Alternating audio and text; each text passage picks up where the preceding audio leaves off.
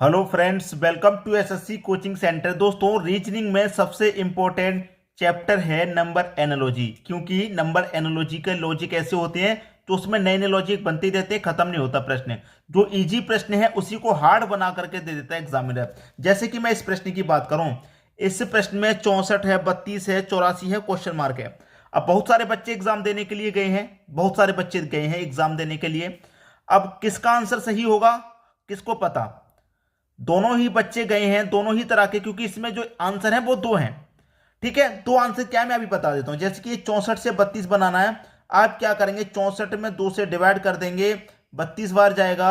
उसी तरीके से 84 में भी आप 2 से डिवाइड कर देंगे, कितनी बार जाएगा, 42 बार जाएगा। 42 कहां, सी ऑप्शन में रहा 42। एक टाइप का बच्चा तो ये होगा जिसने अपना आंसर कर दिया और उसकी नजरों में उसका आंसर बिल्कुल सही है। एक बच्चा ये भी होगा जो इस तरीके से कैलकुलेट नहीं करेगा, उसका तरीका कोई दूसरा होगा। क्या तरीका होगा, 64 है ना, ठीक है, 64 है आपके पास, तो मैं क्या करूं, ये जो मेरे पास 6 है, पहले वाली संख्या 6 का मैं क्या करूं, स्क्वायर करूं, और जो बाद वाली संख्या है उसको घटा दूं। तो 6 का स्क्वायर कितना होता है, 36।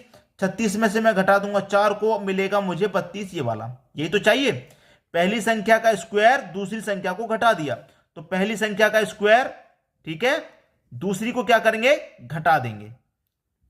8 का स्क्वायर कितना हो जाएगा, 64, और 64 में से मैं घटा दूंगा 4, कितना आ जाएगा, 60, और 60 भी मेरा दे रखा है बी ऑप्शन में। अब भाई बच्चे कर क्या आए हैं, एग्जाम में गए बच्चे एग्जाम देने के लिए, कुछ बच्चों ने ये आंसर कर दिया, कुछ बच्चों ने ये कर दिया, और दोनों ही बच्चे अपनी अपनी जगह पे सही हैं। लेकिन एग्जामिनर किसको सही करे, इसको सही करे या इसको सही करे, यह प्रश्न परीक्षा में पूछा गया है, और बिल्कुल यही ऑब्जेक्ट थे। यहां पे एग्जाम में पूछे जाने के बाद में यही ऑप्शन दिए गए थे चारों। अब कुछ बच्चे ऐसे होंगे जिन्होंने बी किया, कुछ ऐसे होंगे जिन्होंने सी किया, और कुछ और भी होंगे जिनका ये आंसर आ रहा होगा या फिर ये आ रहा होगा, क्या सही है। एग्जामिनर ने जो इसका सही आंसर पुट किया है वो है 60। ये गलत है एग्जामिनर की नजर में, इसको उसने आंसर नहीं माना है, उसने आंसर माना है इस बी को, और उसने यही आंसर रखा है। ठीक है, अब जिनका 60 था वो सही रहे, लेकिन बच्चे अपनी जगह, ये भी सही है भाई, 42 आ रहा है, लॉजिक तो लग रहा है। लेकिन अपने दिमाग में ये भी सोचिए, क्या एग्जामिनर इतना आसान लॉजिक देगा। अगर इतना आसान लॉजिक दे रहा है एग्जामिनर, तो सोचिए आपको फंसा रहा है। थोड़ा सा लॉजिक तो होना चाहिए। जिस तरीके से ये लॉजिक लगाए, पहली संख्या का स्क्वायर, दूसरी को घटा दिया, तो ये तो लॉजिक लग रहा है मानने वाला, थोड़ा कठिन है। इतना आसान अगर एग्जामिनर आपको दे रहा है तो समझ लीजिए वो आपको फंसा रहा है, और फंसा लिया उसने बहुत सारे बच्चों को। बहुत सारे बच्चों ने 42 आंसर कर दिया, उनका गलत हो गया। फिर वो फंसा रहा है, फंसिए मत, सोचिए जरूर कि इतना आसान क्यों दे रहा है। समझ में आ गई बात। अब देखेंगे अगला प्रश्न। अगला प्रश्न है, 3 है, 5 है, 7 है, क्वेश्चन मार्क है 13। भाई 3 से 5 हुआ, 5 से कितना हुआ, 7, 7 से आगे हम क्वेश्चन मार्क पे, क्वेश्चन मार्क से आगे हम 13 पे। अब आप संख्याओं को अगर ध्यान से देखेंगे तो 3 क्या है, एक प्राइम नंबर संख्या, 5 भी प्राइम नंबर, 7 भी प्राइम नंबर। तो 7 के बाद में यहां कौन सी प्राइम नंबर आएगी, भाई 3 के बाद में 5 आता है, 5 के बाद में 7 आता है, 7 के बाद में प्राइम नंबर संख्या कौन सी होती है, 11 होती है। 9 प्राइम नंबर नहीं है भाई, 9 प्राइम नंबर नहीं है, यहां पर अभाज्य संख्याओं की बात हो रही है, तो 11 मेरी अभाज्य संख्या है, प्राइम नंबर है। ठीक है, 11 आपका सही आंसर हो गया, बी ऑप्शन। अब देखेंगे अगला प्रश्न।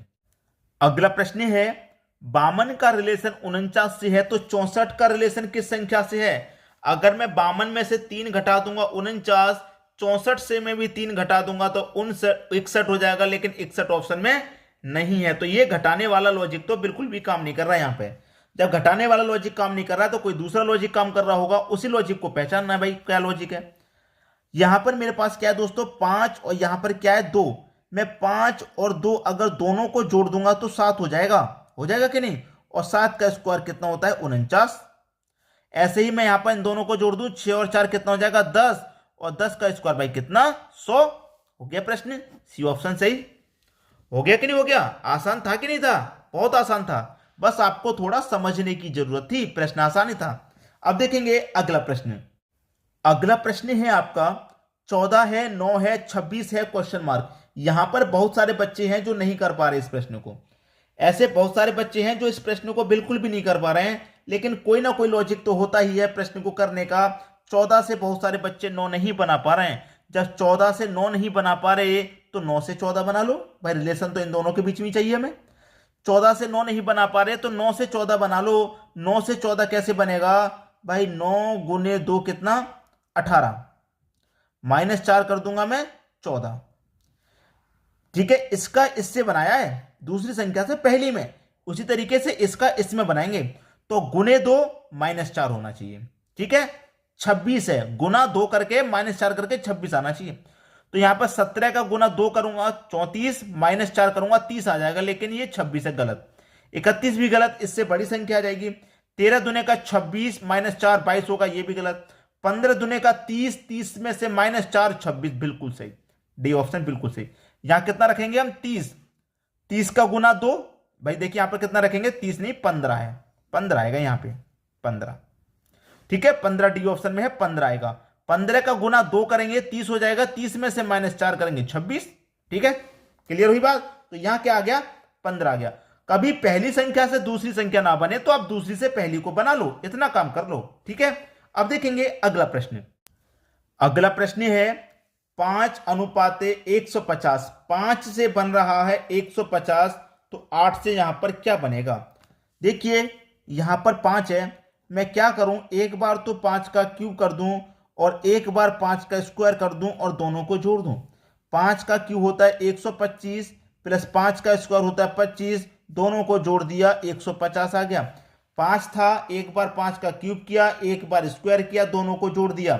उसी तरीके से 8 है, एक बार 8 का क्यूब करूं और एक बार 8 का स्क्वायर करूं, दोनों को जोड़ दूं, तो 8 का क्यूब कितना होता है भाई, 512 होता है, प्लस 8 का स्क्वायर कितना होता है, 64 होता है। अगर दोनों को जोड़ दूंगा 12 और 64 कितना होता है, 76, तो ये हो गया 576। ये आपका आंसर होना चाहिए। 576 कहां पर है भाई, मुझे तो सी ऑप्शन में नजर आ रहा है, तो यहां पर क्वेश्चन मार्क की जगह क्या आएगा, 576। ये आपके प्रश्न का सही जवाब हो गया। अब देखेंगे हम अगला प्रश्न। अगला प्रश्न है 11 है, 24 है, 37 है, क्वेश्चन मार्क। भाई इस प्रश्न के लिए मैं दिल से कहना चाहता हूं कि एक बार खुद से करके देख लो, मजा आ जाएगा प्रश्न में। प्रश्न क्या कह रहा है, बिल्कुल मजा आ जाएगा। एक बार इसको पेन और पेपर उठा के खुद से करके देख लो, वीडियो को यहीं पर रोक करके। 11, 24, 37 क्वेश्चन मार्क, क्या लॉजिक है, क्या धांसू लॉजिक है, वो आपको अभी के अभी मालूम हो जाएगा। ठीक है, देखिए 11 है ना मेरे पास, 11 एक प्राइम नंबर है, अभाज्य संख्या है। ठीक है, अब 11 के बाद में जो अभाज्य संख्या आती है वो कितनी होती है, 13। 11 प्राइम नंबर है, 11 के बाद में प्राइम नंबर 13 आता है, जोड़ तो दोनों को, 11 और 13 कितना हो गया, 24। उसी तरीके से 37 भी एक प्राइम नंबर है, 37 भी एक प्राइम नंबर है, और 37 के बाद में प्राइम नंबर क्या आता है, 41। दोनों को जोड़ दो, 7 और 1 8, 4 और 3 7, 78। पहला ऑप्शन सही। कैसे हुआ, लॉजिक था कि नहीं था। पहली संख्या मेरी अभाज्य है, जो अभाज्य है उसके अगली जस्ट अगली आने वाली अभाज्य को मैं जोड़ूंगा, 24। 37 भी अभाज्य है, 37 में जस्ट अगली आने वाली जोड़ूंगा तो 78। पहला ऑप्शन सही हो गया। अब देखेंगे अगला प्रश्न। अगला प्रश्न है 342 का रिलेशन 453 से है, तो 831 का रिलेशन किस संख्या से है। सीधा सीधा प्रश्न है, इसमें कुछ भी करना नहीं है। ध्यान से देखेंगे, पहली संख्या का रिलेशन पहली से बनाएंगे। 3 से 4 हो गया, मतलब 1 जोड़ दिया।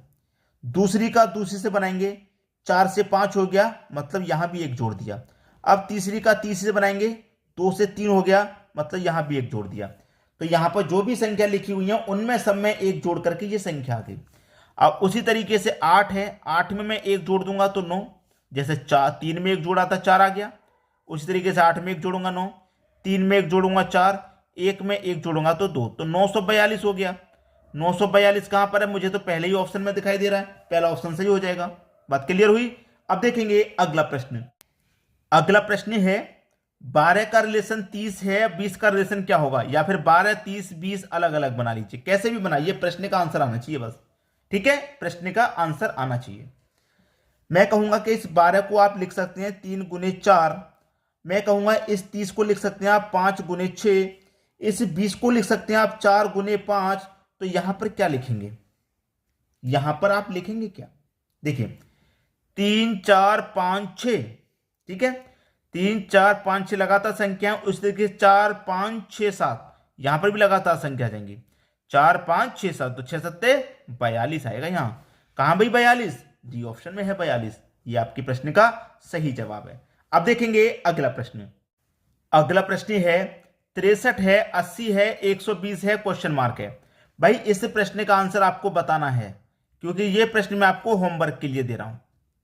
बहुत अच्छा प्रश्न दे रहा हूं मैं होमवर्क के लिए, बहुत अच्छा। आप इसको करेंगे तो आपको पता लग जाएगा कि कितना बढ़िया प्रश्न था ये। बहुत अच्छा प्रश्न है दोस्तों, इसको कैलकुलेट करना। अगर आप चाहो तो मैं इसका आंसर आपको बता सकता हूं 143। तो जिन बच्चों का आंसर 143 आया है समझ लेना सही आया है, अगर कुछ और आया है तो फिर गलत आया है। कैलकुलेशन जब तक करनी है जब तक 143 आंसर नहीं आ जाता। क्लियर हुई बात? वीडियो देखने के लिए आपका बहुत बहुत धन्यवाद।